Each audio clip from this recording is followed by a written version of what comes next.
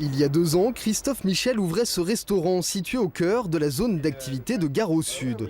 Un emplacement idéal en apparence, mais depuis mars dernier, Christophe fait face à une invasion de mouches. Là on voit un filtre, une gélatine que j'ai mis il y a 24 heures, monsieur. 24 heures seulement. Pour vous dire, les gens, ce qu'ils avaient dans leur assiette. C'est une honte. Des plaques de chocolat et des caramels par milliers, jetés au beau milieu d'un champ, à une centaine de mètres de la route. C'est la drôle de surprise qu'ont eue des promeneurs du Russet mercredi soir. Ils ont en fait été alertés par la fumée qui se dégageait d'une doline. Une doline remplie d'au moins 30 mètres cubes de friandises, pour la plupart périmées, auxquelles on avait tenté de mettre le feu.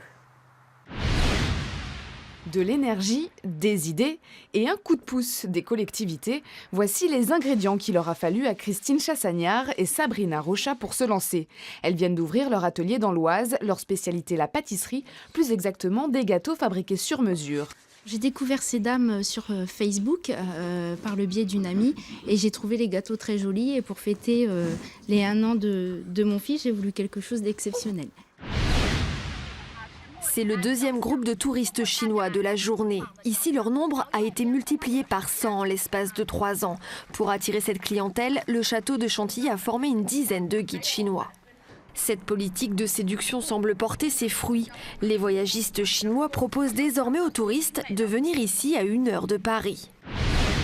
Mathieu Chédid à Bordeaux, pas le machiste adore, mais plutôt aime le modeste. L'artiste vient s'offrir un tête-à-tête avec des étudiants d'une école de communication visuelle. Eux sont en 3e et 4e année. Ils ont 8 heures pour imaginer des vidéos interactives inspirées de l'univers poétique du chanteur. Fin du créaton, les projets les plus aboutis sont présentés à Mathieu Chédid. Ils seront mis en ligne sur le site de l'artiste. L'exposition du musée départemental de la Résistance et de la Déportation montre ses croquis, ses aquarelles, réalisés parfois clandestinement par les prisonniers et les déportés. Le dessin devient une preuve, un témoignage. À la fin de l'année 1944, la liberté d'expression retrouvée donne un nouveau souffle à la presse. L'humour revient enfin après 4 années de censure. Ne vous fiez pas aux apparences. Sous ses airs de chien de famille plutôt calme et qui s'amuse dans son jardin, Phoenix est un athlète hors pair.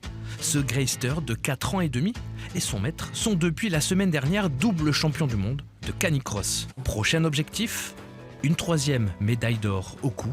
Rendez-vous en Pologne en 2017.